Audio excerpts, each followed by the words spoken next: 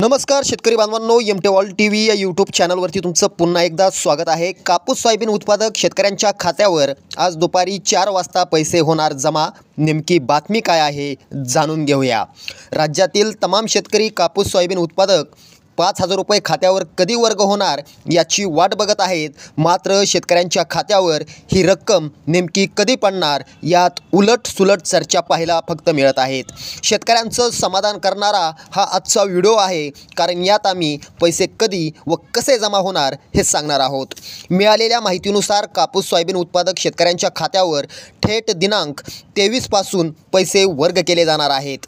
कारण रविवारची सुट्टी, त्यानंतर ईदची सुट्टी आणि गणपती उत्सवाची सलग 3 दिवस सुट्टी आल्याने कृषी विभागाचं काम या ठिकाणी थांबलेलं होतं।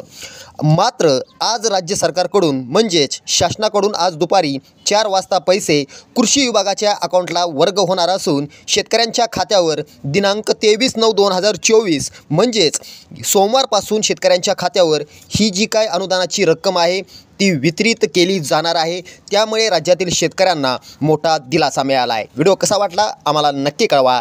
जय महाराष्ट्र।